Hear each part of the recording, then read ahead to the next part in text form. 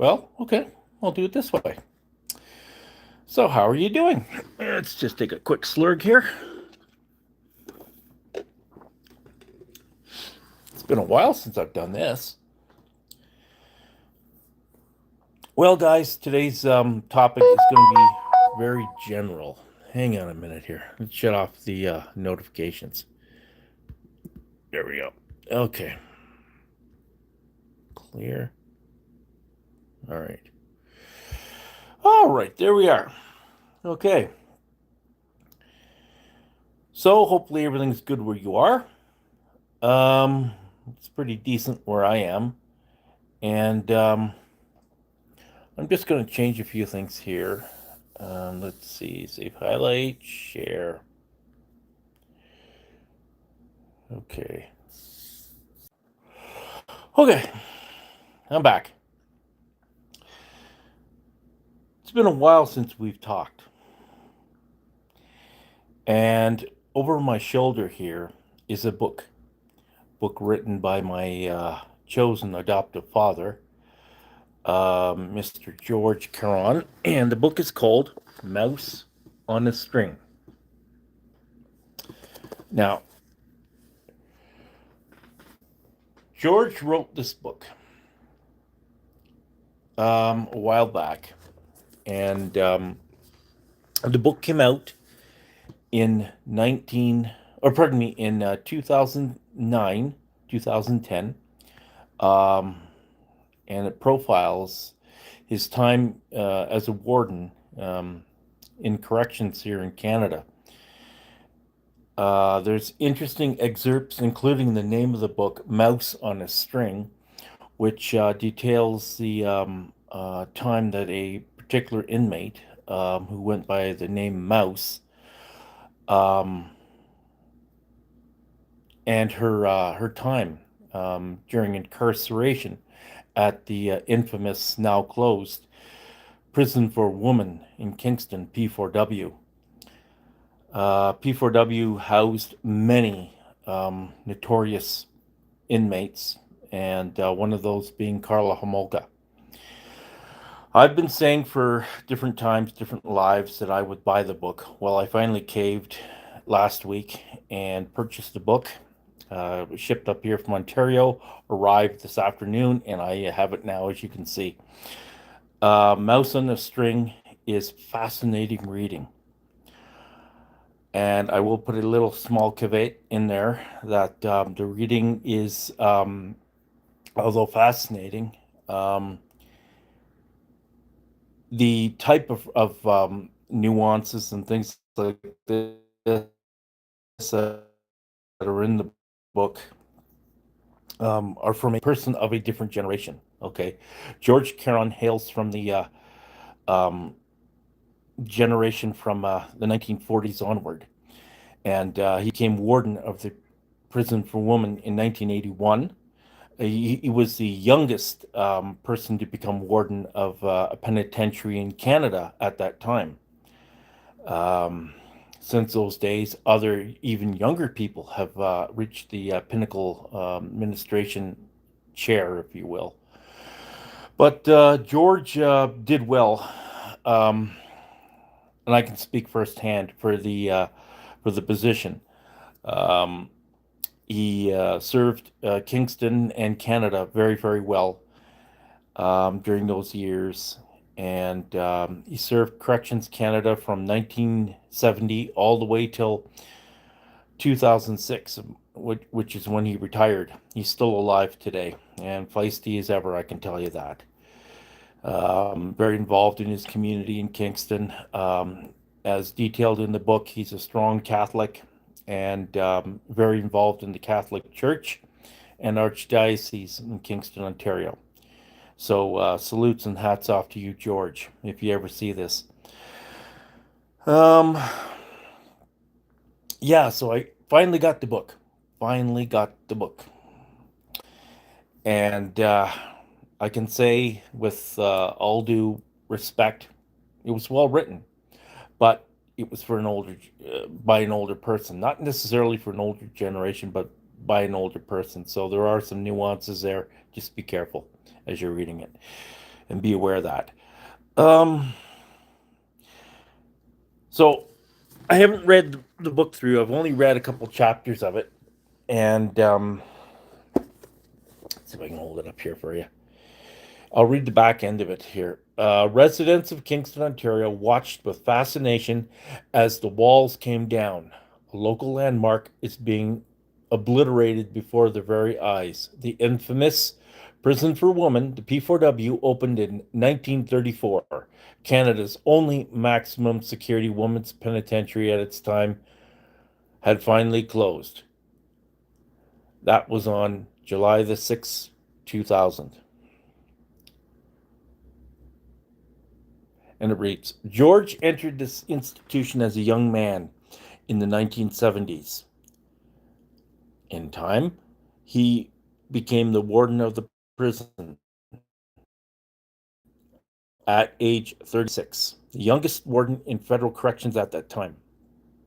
Now retired, Caron shares with us his brutal facts of incarceration and reveals the pus and poison of the and the start that again. Caron shares with us the brutal facts of the incarceration and reveals the pus and poison that, that ooze from environments. His daily intense experiences of working as a warden of the female prison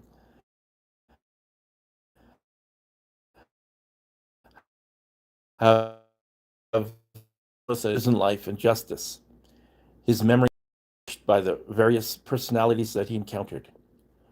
Those rich real life stories and the saga of the inner prison reality are fascinating and profoundly intriguing. Caron has opened up the mystique of a female prison. Sorry, guys, my eyes aren't very good. I'm constantly adjusting here. He has followed the one inmate in particular, Mouse, she was called, whose compelling story of a life sentence turned into redemption and transformation provides the main focus of the book. We also meet the Sons of Freedom Duke Boers, a wheeler dealer, and some very tough ladies indeed. $20. Not bad. Not bad. Starting 200 and let's see how many pages is it? 200 and something pages. 218 pages. Not bad. Not bad at all. Okay, I'm just going to try to balance this so I don't have to hold it. Okay, that's better. So, 218 pages for this. Okay. And pretty good reading. Pretty good reading. But nonetheless, he dealt with that behind the walls. As we approach Veterans Day, Remembrance Day, then it turns to focus on me. And I served a different Canadian institution.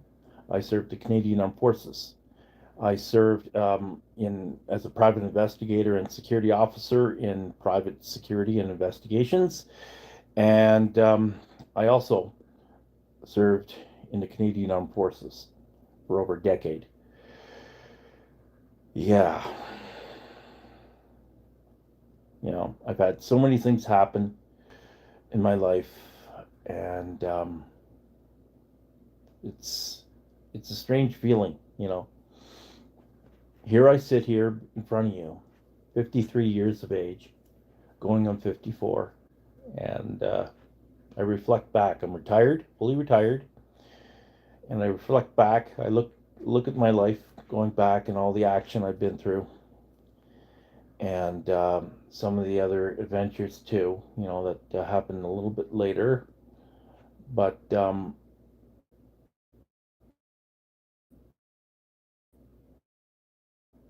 remember, you know. And then I look in contrast to another government worker. This guy, show you his picture. Yeah, He was 31, 32 when this picture was taken of him. And where's your picture, Georgie? Georgie, there you go. That's him.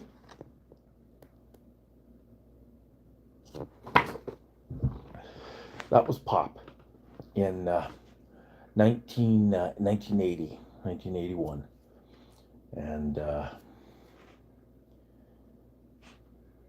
now, speaking from a personal perspective, did I see things happen? Oh, yes.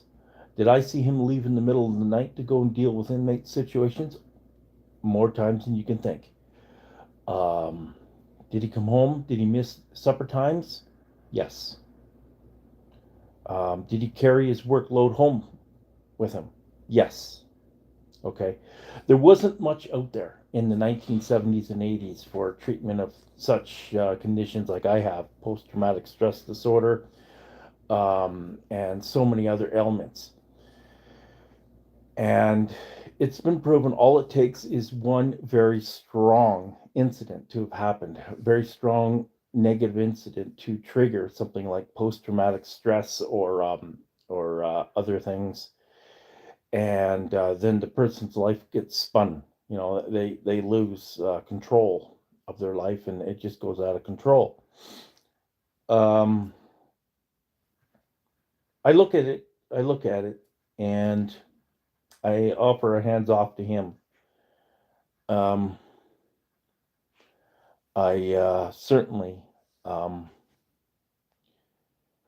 can reflect on the pressure that he had. We were him and I didn't get along for the most part growing up. In the 70s, it was all right. Come the 80s, forget it. You know, I things that were happening in my life that went against the grain of what he knew was right or he thought was right, and it just didn't fill up. You know, so that was unfortunate, but that was back then, and sadly for him, you know, he writes a book like this, you know, but yet when it comes to sitting down and working on issues that matter, he'd rather just go and hide. Case in point, I've been trying to get a hold of him over the last year. No luck. No luck. Can't get a hold of him. He won't answer the phone. Won't pick up. He sees my number in the call display. He just ignores it. And I think, as they've done, him and his wife, Dina, as they've done over the years, um, they've gone around Kingston and just painted me out to being a monster, and which I'm not. You know, I don't even have a criminal record, for Christ's sakes. Jesus Christ. But anyway, they've made me look really bad and have done me a lot of harm over the years. Um, but that could be one of the reasons why I moved back out here. I needed to find out what was going on. And I did. Boy, oh boy, did I ever. Um, I think about it now, all these years later. Are those two still alive? Yes, they are. Are they healthy? They sure are. Um, they talk about death and their time going and stuff like that, but everybody around them, their health is falling apart. You know, their lives are dying, but not this couple. For all I know, they could live to be 120. God's curse, basically. You know, that's on them though, not on me. Um, my life has gone a completely different route, and as I speak right now, I'm working on a new business idea with the government, and I hope it works in fruition. It certainly makes sense, but we'll see how it comes. I'll keep you posted. It's very, very exciting, and a very cost-effective means for taxpayers. That's all I can say to you at this point. I can't get into any other details about it, but it's exciting, it's fun, and I look forward to it. So, other things. Let's take another drink here and we'll talk. Okay. Other things. I just watched, I guess, about the first 10 minutes of a video from Scotty Kilmore. I don't know if you ever watch him on YouTube, but Scotty's a now becoming a world-renowned automotive technician, mechanic, and has been at this since the 1970s, and he's just a great guy. But his topic today grabbed my attention. He said that the prices of cars had flipped. Showed a picture of an F-150. So I thought, oh, finally, the prices are coming down. So went and watched the video. Yeah, it had to do with prices flipping, absolutely, but not necessarily for gas. I mean that literally, gas vehicles. We're talking here vehicles that are electric. I guess the market for Teslas hasn't been going very good. And old Scotty has been watching it with particular interest. And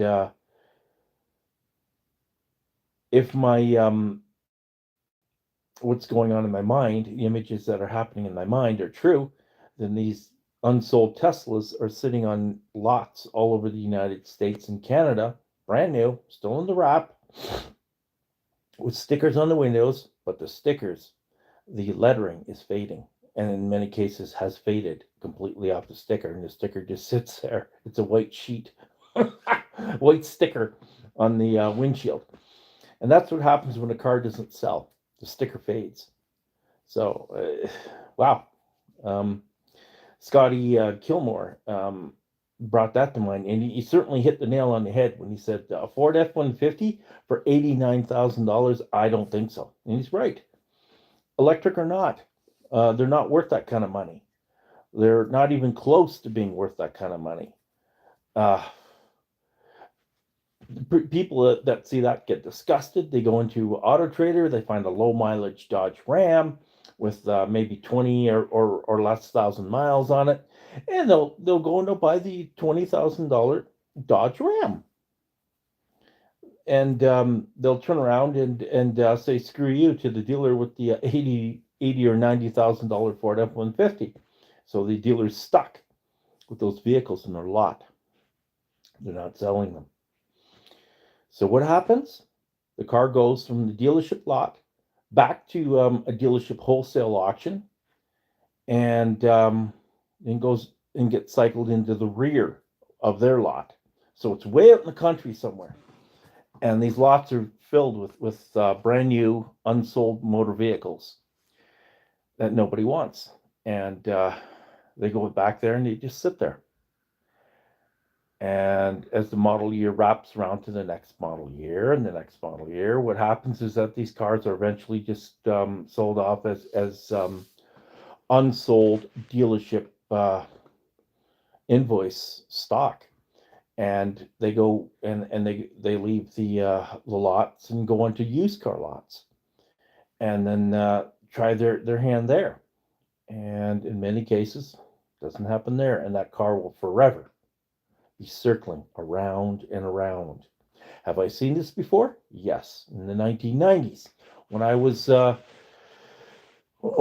in university and college down in Kingston, Ontario. I went and visited a city west of Kingston called Belleville, and I was talking to a couple of people there for a GM dealership, and one of the not one of the salespeople, one of the lot people told me about this place south of Belleville in a small town called Picton, Ontario. They have this beautiful beach called Sandbanks and that type of thing, just gorgeous area. But they also had a GM dealer that had just closed up. He says there's a lot of cars there that are like 7 and 8 years old, brand new, never titled, still in plastic. And I was like, Jesus fucking Christ, what the hell are you saying, man? Are you serious? I said, yeah. I said, you're pulling my leg. He said, well, at the time I was driving a K car. So he says, jump in your K car and drive over there. Find it for yourself. So I did. Jumped in the K car, went to Picton, found out where the dealer was, and just about took a power dump in my pants. I went through the lot, and they had no less than 26 brand new vehicles from the years 1986 all the way up to the current year of 1997 that had not been sold. Now, the ones 97, I didn't really look at them because they were current model year, but then I'm going down and I'm going down. And to think I could find a 1990, what was this car? Oldsmobile Calais, Cutlass Calais, the front wheel drive one. Cutlass Calais, still in factory plastic, still had the original window sticker on the window, still had the pedals covered in plastic, still had you know the foam around the edges of the doors, and to make even more blew me away, there was still two plastic cellophane discs covering the two front wheels. The back ones they were exposed, but the front ones still had the plastic on them. Go figure that out. These cars had never been sold, and they're late model, low model cars. Like even going back to the 70s. Like there was a 1976 AMC Gremlin X mint shape. Now, Picton, Ontario. Think of Ontario being in the salt belt. Okay, you expose a car for a couple of years in the salt, it's garbage. That's it, finished. Those cars there had no salt damage for the most part. There was a handful that were there that, yeah, had been trade-ins, and they showed the effects of the salt, the road salt. But the majority of vehicles that were there, nothing. I looked at this 1990 Chev Caprice, 17,000 kilometers on it. And I thought to myself, Jesus Louise. And then I went next door to that one, to another dark blue one. That's a V6 that only had 3,000 kilometers on it. And then, of course, I found the old Cutlass Calais. Now, the Calais later on ended up being my car. It was traded to a GM dealer in Oakville. And the GM dealer put it in his collection as a runabout car to get groceries and stuff. He drove it in the winter a couple of times. And, of course, by the time it got to me in 2002, 2003, it showed surface rust underneath. Very, very light, but it was there. So we looked at it, and it only had 30,000 kilometers on it, but when I traced it back, there it was. It had sat on the lot in Picton, Ontario for 8 years. Wow. So I forgot where I was going with this. Oh, yeah. Talking about cars being left on lots. So does it happen? Absolute yes. And this goes for all types of cars. Now, lately, as you know, much against my premise for my channel, on the other channel there, Calgary Rambler Reloaded, I said I wasn't going to use my channel for police cars and that type of thing. Well, things change, I guess. And of course, the what happened there. I mean, I ended up with a police interceptor for a couple of years. No problems with it either. Surprising. But through these last few years, I've found that there are a lot of police interceptors in Canada that don't get sold brand new. They sit on lots, and they might get advertised for a week or two and then get cycled off of Auto Trader, because Auto Trader is a piece of shit advertisement. It's not set up properly. And the ads that need to be shown that are current and relevant to what customer tastes are, they get shown. But the second selection might last for about a day and a half, and then they go into stagnation. The ads aren't found again, but they're still there. The cars are still there on the lots, and they're not being sold. So I've had to stay on top of the car dealers to find out where the police cars are, the brand new ones. For quite a while, my police service here in Calgary had a hell of a time with its budget and couldn't get new police cars. Um, they went quite a while without new police vehicles. And then we had the thing with the car computer chips. They weren't being made.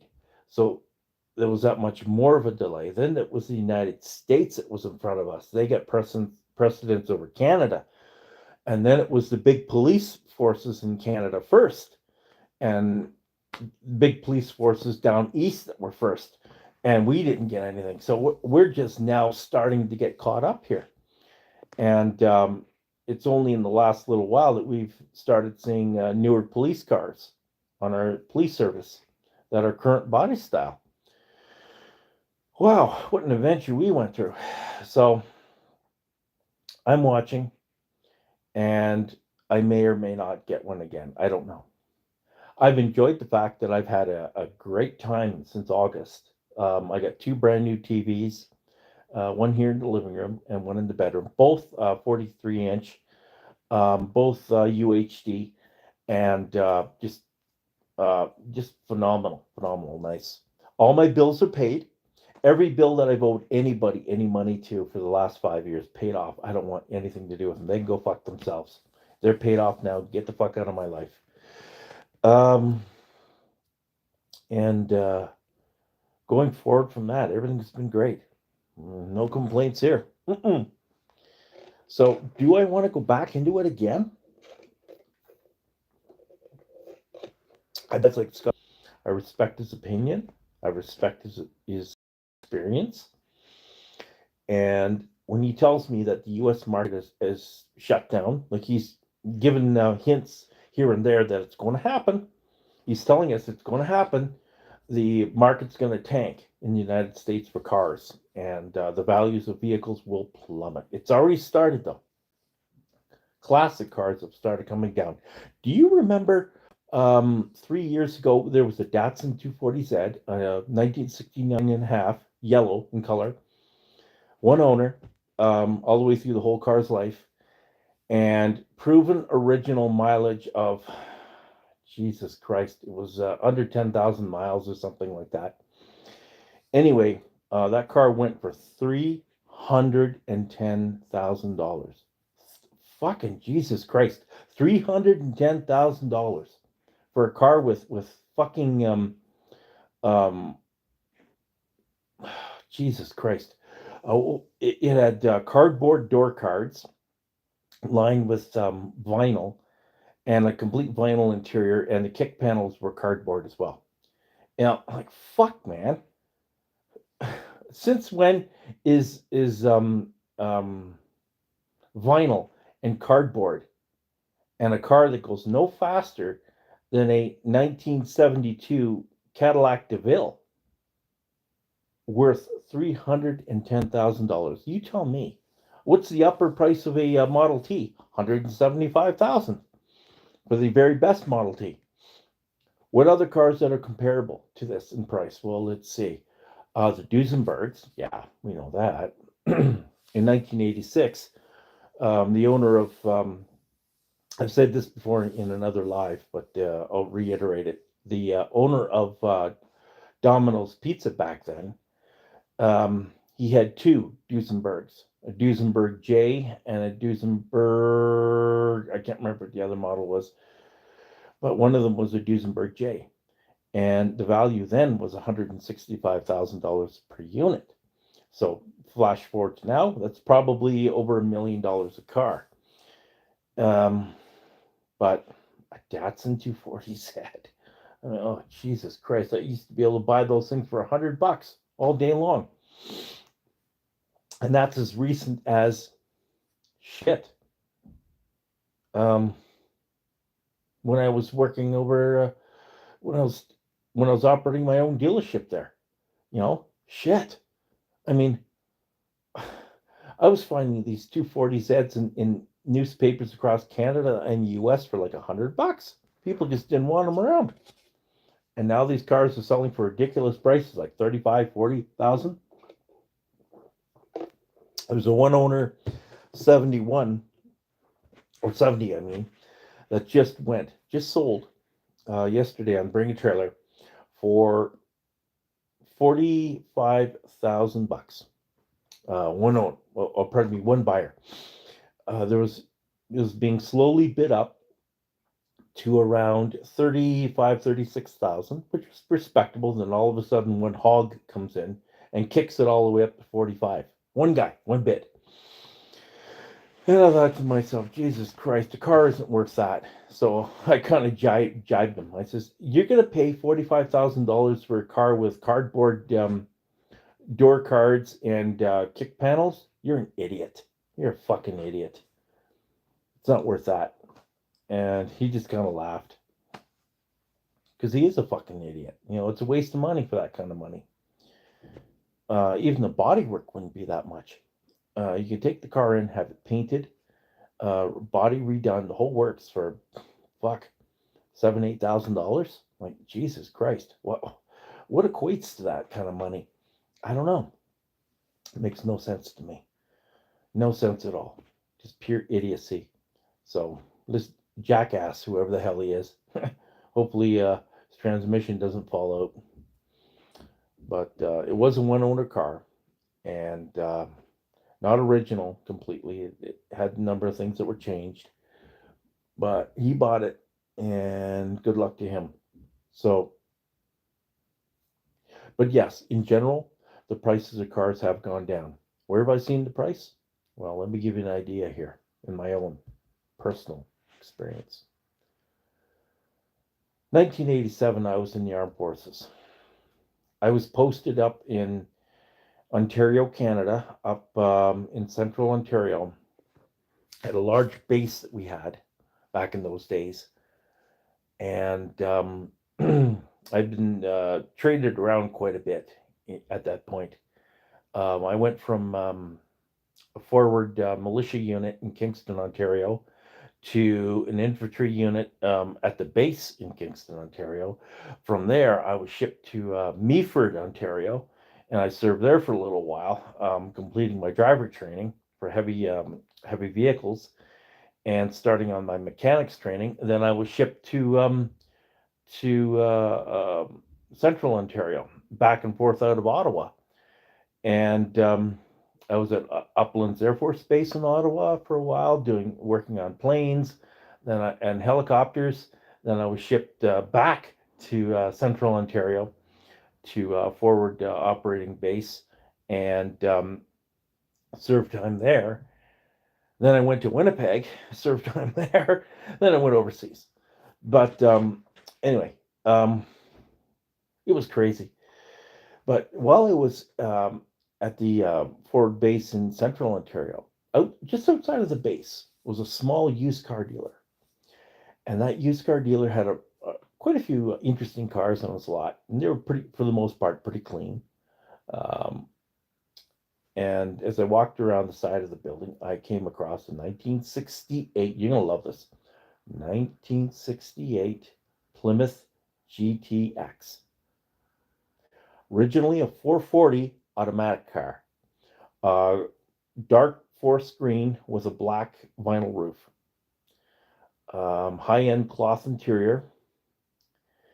And it had the T-shift, wooden T-shift handle, slapstick, and a wooden rimmed steering wheel. Beautiful vehicle, just gorgeous. Well, I called home to talk to Dad. Dad and I talked. He says, "So you gonna get it? Get it." I'm like, "Well, I might. I can afford it." It was only $6,000, and I had the money. And Dad says, "If there's any problems or flack, just give me a call. I'll come up there and I'll get it." So I stood down though. A good friend of mine,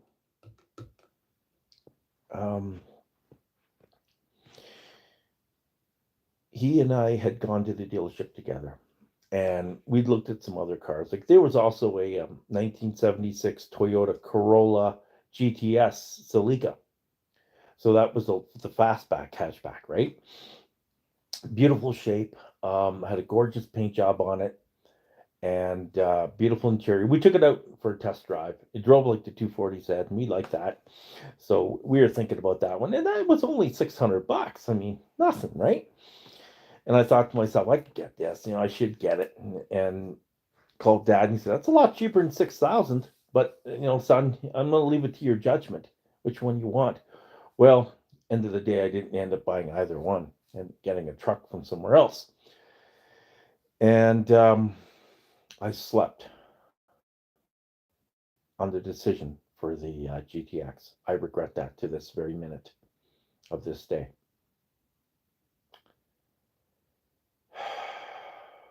The car traveled to Ottawa, but before it reached Ottawa, the person who bought it was in the armed forces, and it turns out the car was owned by another armed forces mechanic who was originally from Winnipeg. The car had been very rarely driven in the winter, so it didn't have a lot of salt damage underneath. Very little corrosion in the undercarriage. Everything looked good. The quarters all looked good. The doors were tight. The lines were all good. The fenders were nice. The hood was nice, but it had a 360 automatic. And what happened was in the 1970s during the oil embargo, they traded off the car, and a dealer bought it, realized he couldn't sell it with the 440, took the 440 out, put it on the shelf, took out the 727 automatic, put it on the shelf, and put it in a 360 and a I forget what torque flight or whatever that was, the transmission that they had for the 360, and hooked it up, and that's what the car had going for it at that point, to the point where I met it. And I drove it, and I thought it was a great car. Drove nice. I liked it. And then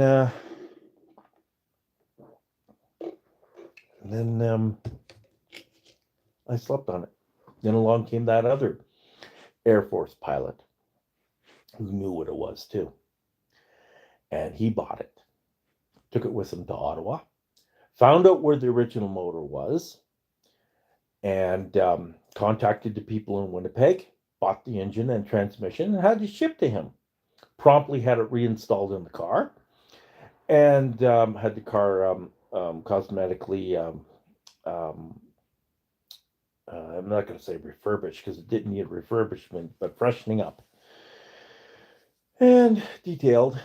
And he sold it. He sold it for $26,000 in Ottawa in 1992. I just did a power shit in my pants when I found that out. And I told Dad says, "See what happens? You should have grabbed it. Shouldn't have slept on it, son." He said, "Look at this. There's your Toyota you were supposed to bought too." The Toyota got done up as well. Somebody bought it, took out the 22R engine and the 5-speed, and swapped in an 8-cylinder. They swapped in a 350. I don't know how they made it fit. But they did. 350 automatic. So that car value went as well. So that car was $10,500. I was like, Jesus, son of a bitch. But I didn't fret for too long, because by that point, I already bought and sold a 1988 GMC Jimmy K15, 350 automatic, fully loaded, everything in it, all to the nuts.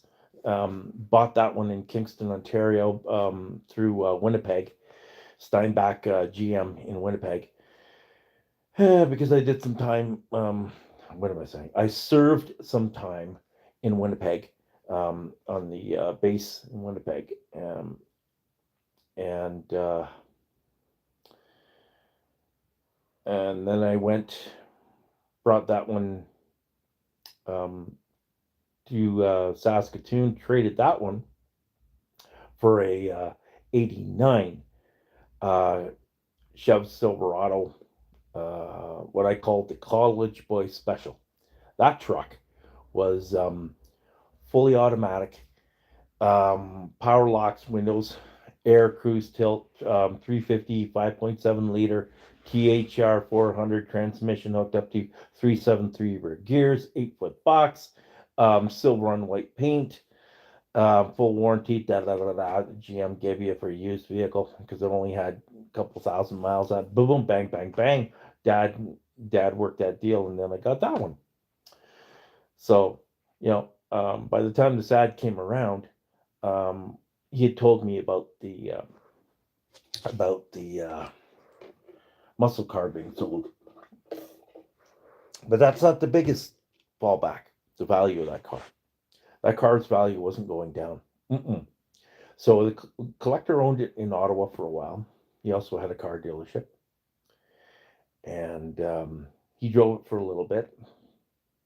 Then he sold it to another gentleman in Renfrew, Ontario, close by where the car was, where I found it. And that gentleman owned it for a while, then flipped it to another collector in Toronto, who flipped it to a collector in the United States. Then the value started going really bonkers upwards. Went down to Pennsylvania for a while.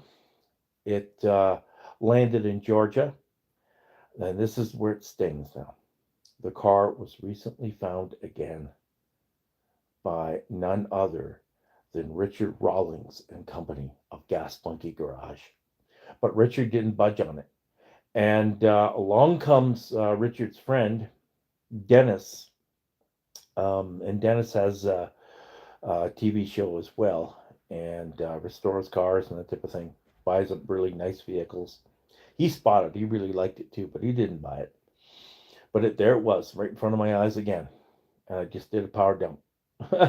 Thinking about it.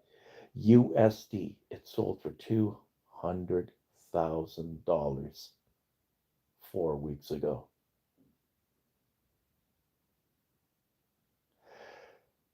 Four years previous to that, I saw it offered for, and it almost received, I verified it by the VIN number, and almost received $200,000 USD. Almost, but deal fell apart. So it got the $165,000 firm in the bank. USD. I don't have it in front of me. Where is it? Nope, it's not out here. I don't have my converter, but I'm presuming that's about $185,000 to $190,000 Canadian for a car that I could have bought for $6,000. Youch. That's my one regret for vehicles. Everything else, most of the cars my family have had and I've had, they're still on the road. With the exception of one truck that Dad had, he drove into completely from brand new all the way to the end of its life. Kudos on him. I think it had 490,000 kilometers on it when it finally, the mechanics, lifelong mechanic that he's had in Kingston finally just threw his hands up and said, I can't do this anymore. There's too much salt damage. This truck is finished. It's done. Roll it into the dump and call it a day, and we'll get you a new one. So they did. But most of my family's vehicles are still alive. And to my parents' shock, when I catch up with them, hopefully they're still with us this summer. But when I get down there to Kingston, I've got proof that the station wagon, the very first station wagon in Kingston, Ontario, the 73 Ford Torino wagon, is still alive. And I verified that too through the VIN number. Why? Because I kept one of Dad's old ownerships. That's why. So the Torino is still alive. The 240Z of Mum's is still alive and running and living. Most of my cars are still alive. The only one that's not is the Honda Civic, because that thing got T-boned. But all the rest of them, my Grand Am is still alive. My old Cutlass times 3, they're still alive. My Porsche 928s are all still alive. My trucks. A friend of mine has my '89 Chev Silverado, and when I sold it to Hutterites, and Hutterites drove it all the way to about 8 years ago. Then my friend bought it for his resort business. I ended up driving it again on that day, and he still has it. It's still running. Son of a gun. After all these years, that Silverado is still going. And he just sold it to a kid who sold it to another kid, and they're restoring it back. Oh, wow.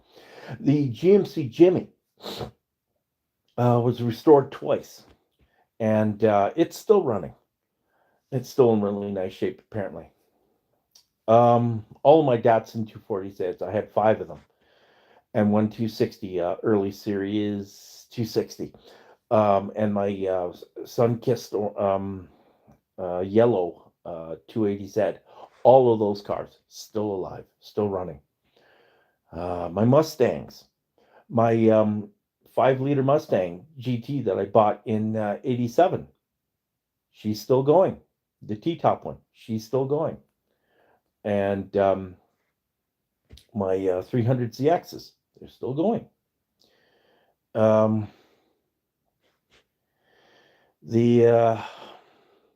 My police cars, let's go there.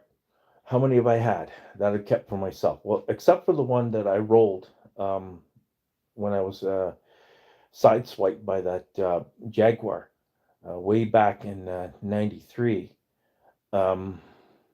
Outside of that one, all the rest of them are still alive and still running on the roads.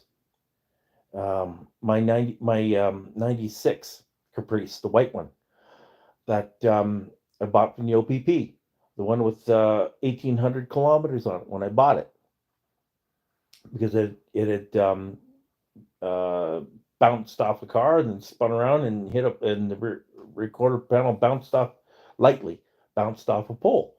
But the OPP wrote it off, fixed all that up, got the car back to brand new, put 10,000 Ks on it. That car's still going. It's still floating around with collectors in Toronto area. The truck that Michelle and I had, my late wife Michelle and I had, the 87 GMC Sierra Classic 350 short box, 373 rear gears. That beast is still going. Wow. My 1990, this one got me in trouble, actually, when I bought it from Freedom Ford or Montbleu Ford, pardon me, in Ottawa, which I think is now Freedom Ford. The 1991 Ford F-150 Lariat, XLT Lariat, two-tone gray with 351 Windsor engine and 373 rear gears, two-wheel drive. That beast is still alive. It's in Belleville, Ontario now. Oh man, am I proud to say this. All my cars are still living and still in decent shape. The only cars I can say that are dead, for sure, Dad's truck, the red Ford F-150. The K car that we used in college, well, that thing was a clapped up piece of garbage anyways. I should have never bought it, but anyway, that thing it didn't really fall apart. It was falling apart. My sister ended its life deliberately. Good for her. Double thumbs up for you, Elizabeth, for driving it into a pole. So that car was garbage. That's okay, though. The car was a piece of shit. And let's see, what other ones were there? Mom's minivan that she had when I was in college, the 96 Windbag Windstar. It's still going, but it's rusty. It's on its last legs. The camper van my parents had, 70s and early 80s. That thing's probably gone. Rust due to corrosion and salt damage. Oh, what else do we have?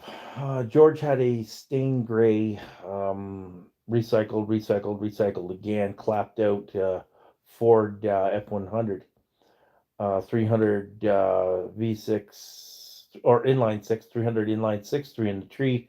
That thing's garbage. It rusted out and it fell apart, sitting in a farmer's field somewhere. Let's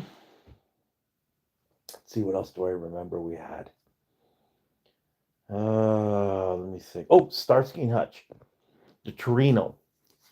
1970. Well, I had two of them. Jeez, how could I forget that? I had a 75, which was originally dark brown with a black interior. saloon. Um, it just the stock Torino that I converted to Starsky and Hutch. That one is still on the road, going through restoration again.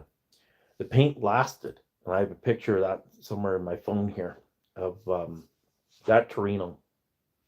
My 76 460 turned 472 automatic Torino. That one's still running drag strips all over Canada. The guy who's had it since, geez, he bought it in 1999. He still has it, still going. What else did I have? Oodles and noodles of other cars that I've had, bought and sold, traded. I don't know where they are. The RX-7, I had briefly. My 82, I don't know where God's green earth that thing is. If I bought that back today, I'd scrap the powertrain and put in a real sleeper of an engine. I've got a love for the LS6, GM LS6, and the 6-speed manual. So if I could slip that inside there, I would, and then that car would be a real sleeper. Because the 1.2 liter Wankel rotary was garbage. I knew when I had it, and I tried selling it to my Uncle Ron, but then it ran into trouble. It was strange. 24 hours after I got off the phone with Uncle Ron, because Uncle Ron wanted that RX-7 for his son, Clayton, my cousin Clayton. And then I was warned this could happen. Those cars were known to blow the lines going to the carburetor, and if you got an underhood fire, you were done. Well, and it was starting, right? All that happened was I got it one morning going to the fire station, kicked down the clutch, put it in neutral, open up the choke a bit, turned to crank it, like they made, and then, I'm like, what the hell just happened? Smoke came from underneath the hood, and then fire. So I ran inside the house, got the fire extinguisher, ran out, but that time going in my house and getting the fire extinguisher at the base of the stairs and running back was enough for it to fry the lines, the electrical and fuel lines. So that car was toast. Called the insurance company, they wrote it off. So it was gone. However, it was rescued, and somebody redid it again, and apparently it's still out there running the roads. I don't know where. What other cars have I had? Let's see, what else have I had? Well, the police interceptor I just had, it's good. It's still on the lot. Hasn't been sold, and I never had problems for 2 years. Excuse me. Trouble-free, problem-free for 2 years. So if you want a trouble-free, problem-free vehicle that's not going to give you any grief, this one's it. Before me it was an inspector, and before him it was the police chief that drove it. So, it wasn't driven by rank and file. They didn't beat on it. If you want a good, solid, reliable car, not going to give you trouble, drop me a line, and I'll tell you where it is. Their price right now is they were $16,995, and they're down to $15,995. I don't think they can go much lower than that, considering how much I got back. I didn't lose any money. I got all my money that I paid for the thing. So they've got it now, and it's whatever happens, happens. So, yeah. I'm trying to remember all the cars I've had. Jeez, I'm running out of memory chips up here. I'm trying to remember them all. I've had so many. I've had I had a Ford here in Calgary.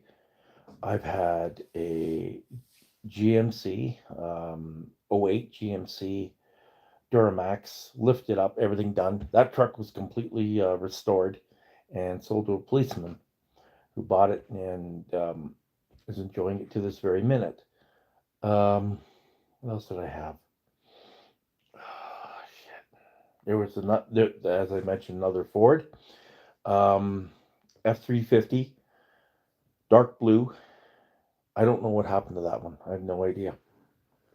Myself and some other guys, we did a four-way ownership. How stupid that is. And but we all came up with the money, all bought the truck, and then everybody got in a fight. Over people not making their payments when they were supposed to, and this type of thing. And everyone just finally backed out. We had one person who took over everybody's end of the deal. He bought us all out, and then he went and he flipped the truck for something else. So it went to the auction, and I don't know what happened to it after that. And all the cars that I've had on car lots and things, I don't know what happened to them. I've had a lot of them, all different types and sizes and that kind of thing. My Porsche 928s, as I mentioned, they're all over the place. My 86 that I bought in Belleville, that one I flipped to another guy who rebuilt it. It was an 86 black on black, five speed, 30,000 kilometer car at the time, but had a front end collision. So I flipped it to him. He was an auto body specialist, and he re I don't know where that car is now. It's on the road though, I'm told. Um, let's see, what else have I had? Like I said, all my 240 sets are still going, including the one where Jimmy Kofinas didn't know what the hell it was. He was chasing me all over the city. Couldn't catch me. Couldn't get me. All over Kingston. West End, Kingston again. Like, we did this for 3 fucking hours. He chased me up to Verona, back down, back across to through Sydenham on down. Like, oh man, we had one hell of a chase that night. I finally skidded to a stop in the A&P parking lot. That's grocery store here in Canada, the American Pacific grocery store. Spun it around, shut it off, got out, leaned on the hood, and he comes flying past, skids his Porsche to a stop. Oh no, he hit the Mustang. He had his 87 Mustang GT, spun his GT around, came in, says, "How the fuck? What the fuck's under the hood of this thing? What the fuck's with this car, man? Jesus Christ, I can't keep up with you." I says, "Well, learn to drive." Oh, we had fun. Jesus, did we ever have a lot of fun?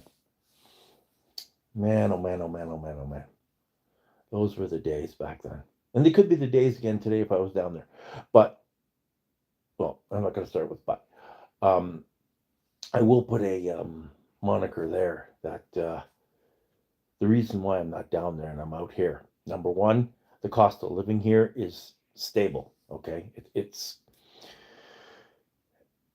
yes, there is a shortage on housing. Yes, we've had a glut of people showing up here. 185,000 new people came to Alberta in the last 2 years. We don't have the housing for them. Damn it. So because there's more people here than rental units available, the cost of rents in Alberta have skyrocketed. And the only way that you're not going to have a major increase in rent is if you grandfather. And grandfather also means you don't bitch to the landlord all the time wanting this, that, and the other thing, and the latest thing for appliances and all that type of thing. No, because your rent's going to go up. My rent hasn't gone up, not a nickel. And I'm grateful to that, but I'm also knowledgeable to the fact that I fix things. Like this week, all the scratches in my walls and stuff, I fixed them. Did it myself. No, except for this, I got work to do here. Got a little bit of work to do there.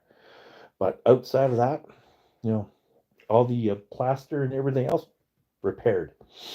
I do it myself. I don't wait for the landlord. I tell him what I'm doing, and I do it. Over the course of the winter, I'll get a new screen, put a new screen door on. He hasn't done it, and I'll do it because I don't want to go through another summer. Whereas I have my drapes pulled partially, acting like a screen. I don't want to do it that way. That's not good enough. So I'm just going to get my own screen and be done with it. Not a big deal. Um, so yeah, 185,000 Canadians came across their provinces. From what I've heard from many of them, uh, their provinces really skyrocketed the cost of living and the interest rates and everything just skyrocketing. I've met some people, and they're from Ontario and British Columbia and Quebec and Maritimes and all points in between, and I welcome every one of them. But now, what are we going to do to A, make sure they're working, B, make sure that they're housed? The most important thing, they got a roof over their head. I mean, our winters can get brutal here, minus 40 for about a week or so. So I don't advise anybody coming here attempt to do that while living inside of a trailer. No, no, no, no, no. Don't do it. Don't do it. Um, it's it's not the environment for that. Um, but people come out here to work in the oil patch. People come out here for the other um, infrastructure that we're building here, which includes computers.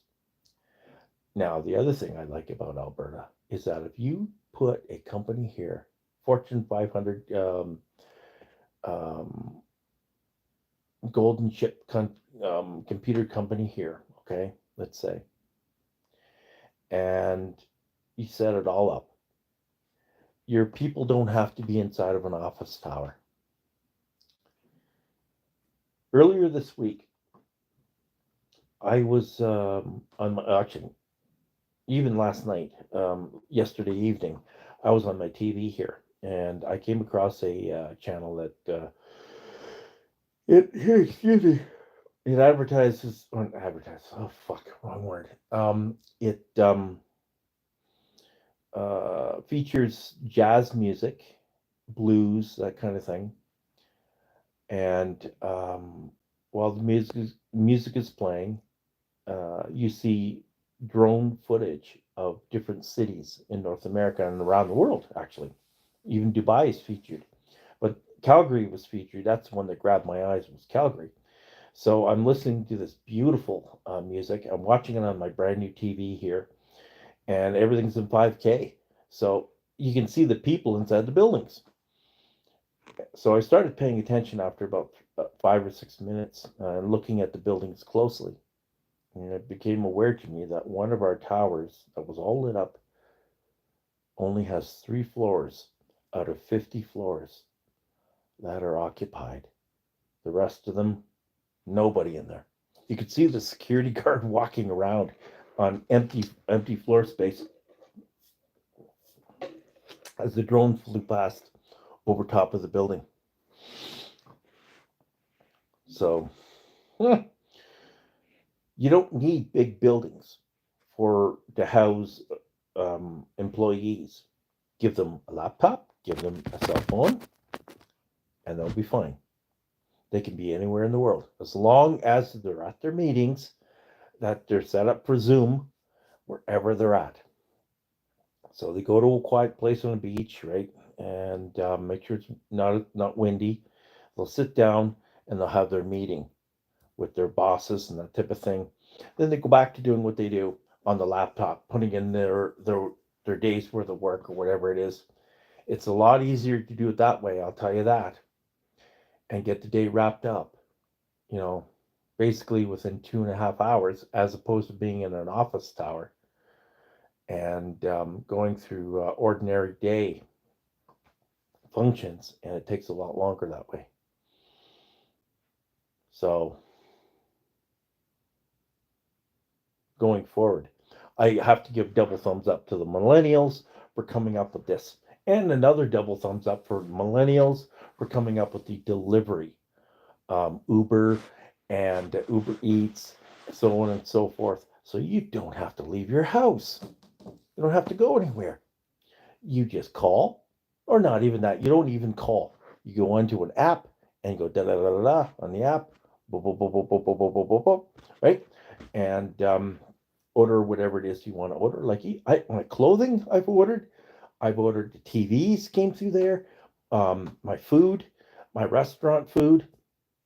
Oh man, these books, books, Amazon, online, right? Dad's book here, my other book that I got earlier this week. I ordered my, here, I'll show you. I ordered a box of steaks. Okay. Yeah. You know, box of steaks online from a well recognized and respected steak farm, beef farm up in Edmonton, and ordered that. Wow. You know, everything you can get online. Everything. Only thing you can't really is when you got to go see the doctor, got to go see dentist, right? And that type of thing. You have to go in physically, and you might. Well, I don't even want a car for that. I don't. It's stupid. I'd rather have a taxi and Uber take me in and do it, and then take me out. Um, but everything's online now. There's no need for gas consumption anymore or any vehicle. I've saved so much money, my friends. I tell you, I'm stunned how much money I've saved, and I look back at it now and I thought, okay, for the first 2 months, I didn't buy anything, right? I just got used to it and bought minimal groceries and that kind of thing. Took a taxi, right, to go get the groceries. Then I thought, fuck this, I'm not doing this no more. I'm going to do it the way that Trudeau said to do it. Prime Minister Justin Trudeau introduced us to 15-minute cities. And a 15-minute city plan was that you have everything at your fingertips. To get your tasks done in a day, it takes 15 minutes. And he's right. Everything was done. Like bills are paid, groceries bought, items ordered, and the whole works, right? They come to home where I live, and it's great. It's great. Wow, I love it. No complaints, none. Um, I recommend it for everybody. I really do. And like tonight, it's snowing tonight. Okay, you saw the earlier video I put out. Um, it's snowing here in Calgary, and it's gonna stay. Our snow stays in the ground. We had a few little overnight snow flurries that happened over the last week. It didn't stick, but this one's sticking. It'll be here tomorrow morning. So, yeah, that's the way it is in a nutshell. I'm not complaining. I'm loving it. Bum, bum, bum, bum, bum. I'm loving it. Yeah, I am. My stress level now, compared to what it was beginning of August, has plummeted. I don't worry about what the fuck happens out there in the world. Out there, okay? Outside. I don't give two shits about what happens out there. I don't care. I don't have to look at it. And I don't want to look at it, okay? The world is becoming an ugly place. And a lot of unhappy people out there. It's sad, what's going on. And I'm not going to talk about those events. But I am going to say that here where I am, my life is quiet. It's good. It's peaceful. I'm happy. And I want other people to be happy. I want so many other people to be happy. You know, I don't want them to be depressed and to look down at the world with hate in their eyes and that kind of thing. To find beauty, just look around you. To find rest and resourcefulness and peace, just look what's offered you. Okay? I look at what was offered me. For the last 6.5 months, I've been hearing about the 15-minute cities. I've heard other people talk snarkily about it, saying we're going to get shut down and this is what they want and da da da da da. And then I looked into it and a little bit more, a little bit more, a little bit more. Then what I do is I paraphrase, right? Go through it and I'm put myself into different situations and see if I fit. And I kept seeing myself fitting into this, and this, and this. So I thought, okay, August 1st, I made a decision. I was going to give it a try. So I figured, threw my hands up, says, nope, I'm not going to do this anymore, running around doing this, and this, buying hundreds and hundreds of dollars a month in gas, paying hundreds and hundreds a month on insurance, paying hundreds and hundreds of dollars on car washes and other things to run a vehicle. No, not doing it. Nope, not doing it. So I walked away from it and got rid of the vehicle, got my money back, and started living. And here I am. I still got most of the money. I'm proud to say that I immediately paid off bills, got rid of those every single bill that was owed, all paid off for the last 5 years, every one of them. A lot of people are envious because I can do that, but I did it, and I don't need a car. 15-minute cities, don't need a car. Nope. Call for delivery. Okay, that's what you do. Call for delivery. That's what I do. I don't have to take the train. I don't have to put up with drug dealers and drug pushers and people don't like the look of you, so they'll beat you up, that kind of thing. I don't put up with any of that anymore. Stay right here in the building, get my stuff delivered to the front door. My biggest inside and enjoy the day. That's what I do. Yeah. And the whole world can go and fuck itself, as far as I'm concerned. If it doesn't involve me, I'm not looking at it. I watch YouTube videos. I watch movies. I see what the latest releases are.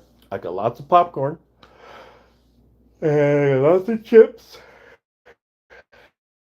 and I got lots of pop and juice, and I got lots of steak, chicken, fish, potatoes, vegetables, dessert, cake, fruit.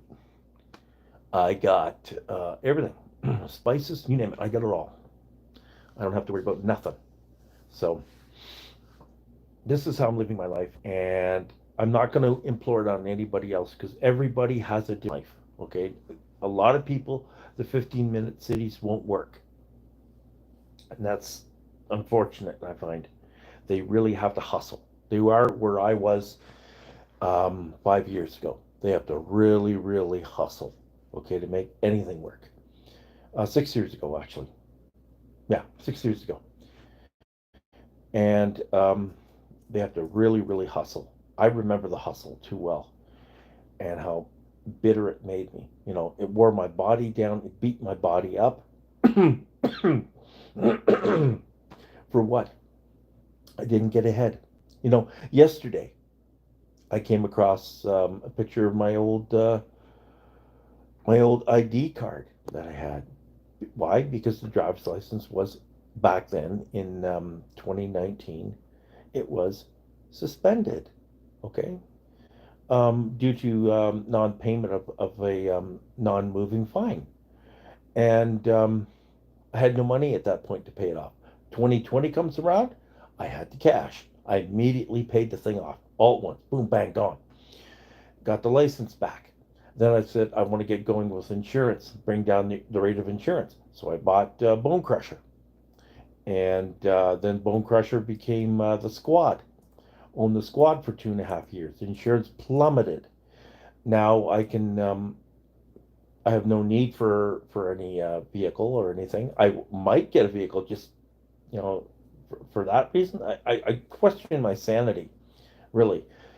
Um, if I buy another car, do I want to have that car um, just for the purpose of making the insurance industry happy?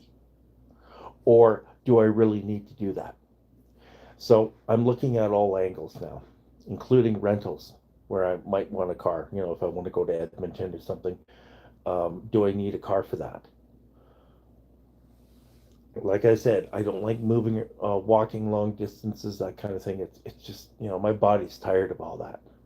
I did it for 10 years. I clocked so many miles on my body. Holy moly. But do I want to go through that again? That's the question.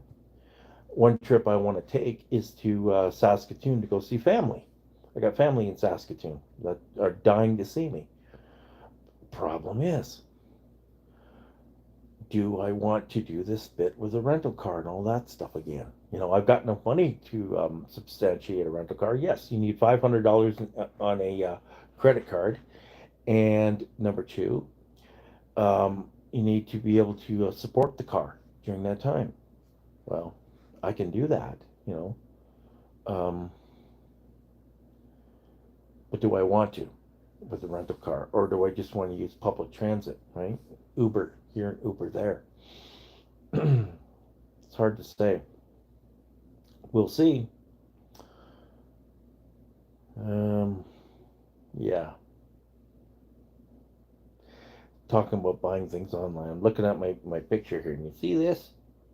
See that? Now, that, my friends, hair's just starting to grow in there now. It is. Just starting to come in there now. But what happened was 2 months ago, my ages old hair trimmer that I used to give myself haircuts, it died. It just right in the middle. So I had half a head shaved. It was funny looking at it. This side shaved, top shaved, but this wasn't. So I looked like I had an old man's hairdo. Okay. And I was sitting there and I'm like, I got to get this done. And then I got this wise idea. Stupidity kicks in. I thought, well, maybe I could take my face shaver and do it that way. Whoops. That's how that happened. No, it's not from surgery. No, it's not from probes being put on my head or any idiotic thing like that. No, no. That was caused by my own stupidity right there.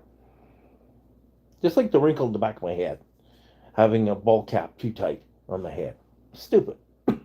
I could bullshit and say, oh, it's this, it's this, it's this. No, I'm not going to bullshit. I'm telling you the truth. This was my own stupidity. That was my own stupidity. Am I ever going to learn? No. I'm too old. So that's my rant for today. Life in general. Order online. This is Dad's book, Mouse on a String by George Caron, Caron. Okay, beautiful reading. I recommend it. It's fascinating. The second book I bought, one second, I'm going to go over here and I'm going to grab it. I bought 2 books this week on the same day, actually. Where's that second book? There it is. Okay. My second book that I bought, which is fascinating reading, is a book called The Early Years, Fly It Like You Stole It, written by Kevin Lacey. Okay. And that is looks like a Cessna citation that he's standing in the doorway of right there. Yeah, that's Kevin Lacey. And it looks like he repossessed that plane from somebody who didn't pay for it. So, good book. I've read a few chapters of it. I like it. I recommend it. He also has a TV series called Airplane Repo. Watch it sometimes if you can. Airplane Repo was on during the Millennium years, and then it stopped. It's been out of production for over 10 years now. But it was a good show. All the characters that are in it are still at it. They're still involved in aviation. Everybody's still alive, except for one producer. I think he passed on. But everybody's still alive. And they're still doing it. Still ground pounding. I had a chance to get into it before I retired, and it didn't work out. And it wasn't meant to be. But that's okay. I did learn a lot from from other counterparts that are in the airplane repo business and general repossession business altogether. These guys are private investigators and they're always on the go. Have I done this type of work before? Yes. In a low key, very brief method. I was involved in a investigation back in 1998, 1999, and the investigation traveled worldwide. I didn't go with it, but the investigation itself followed a gentleman who was going around and stealing jewelry, diamonds specifically, in different countries, and then reselling them elsewhere. And he also had an airplane that he didn't pay for. Now, it wasn't much of an airplane. It was just a Cessna P-172, small little airplane. You see them all the time at small airports. They're the ones with the wing on the top, as opposed to a lower wing. But anyway, this P-72, we finally caught it in Toronto, and we got in a shootout over it. This guy didn't know how to shoot. Fuck, he was a lousy shot. Missed me by, I don't know, hundreds of yards. Lousy shot. So we ended up capturing him after he ran out of bullets, and took him into custody. And in the back compartment in the airplane, when we went searching for it, close by the rear um, stabilizer going back to the rear wing, was in fact a box. And inside this beautiful box was diamond, I call it diamond formed watches. Okay, they have a cluster around them that's diamonds. Very nice, very expensive. And then we found the raw diamonds, and they hadn't been raw, meaning they haven't been placed, right? But they were quite nice, and that was quite the investigation.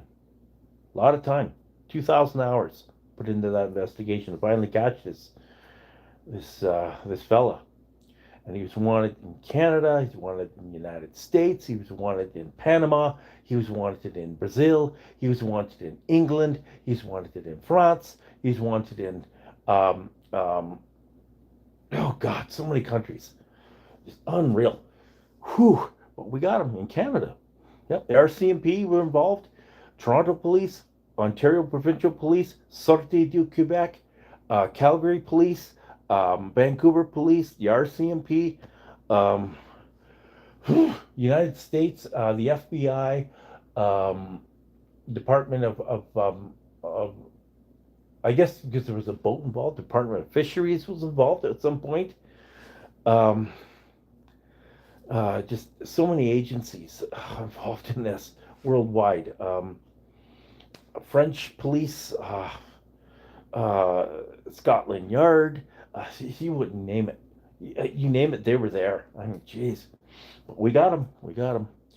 And in such a minuscule, to this day, I kind of take a step back. I'm like, a Cessna 172 for all of this? And I said to one of the American investigators from the FBI, I said to him, I says, for all that, a diamond thief in a 172? I says, for fuck's sakes, he could have at least had a Lear, showed a little more class. And the guy said, well, he never had class. He said, look what he was driving around Miami in. He's driving around in a fucking Hyundai Pony. Jesus. Louise. To stay below the radar. So, yes, I have had exposure to airplane theft. Because the plane, he didn't pay for it. So it went back. And it was good.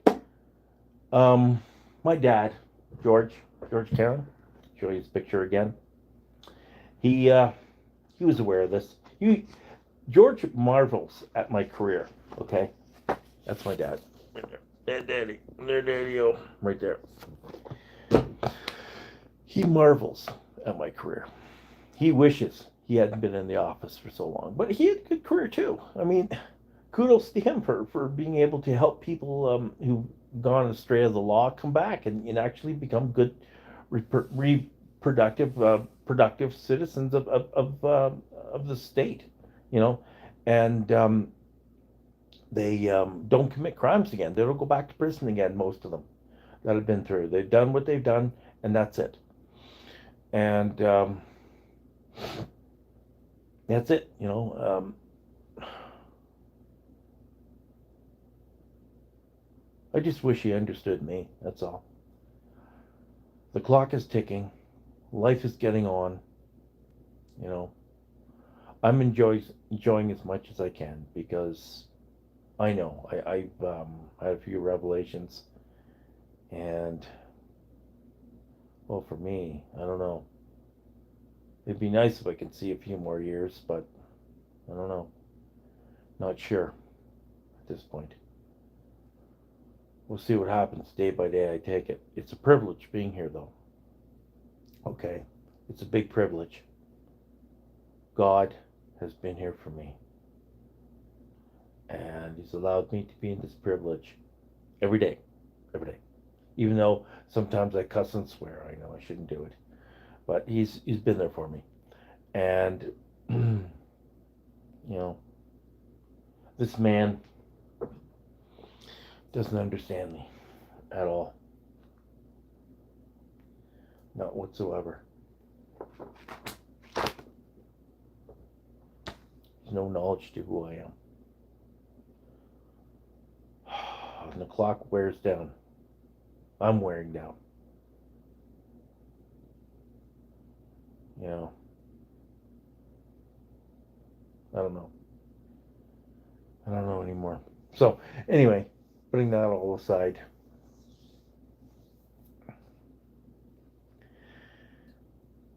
they're good books. Read them, buy them, and read them. And after I'm done, I might even offer them up here as a giveaway because they're good books. So, on that note, that's enough for me yammering on this channel. Um, I might go on to Facebook in a bit and do it there too. I just feel like I've got to get everybody informed as to where I've been. So, okay. So, how do I leave you guys? Be kind to each other. Remember, we're here for a short time, not a long time. Enjoy life. Don't worry so much about what's happening out there. Things work out in the end. Stay happy. Be kind. Okay, take care.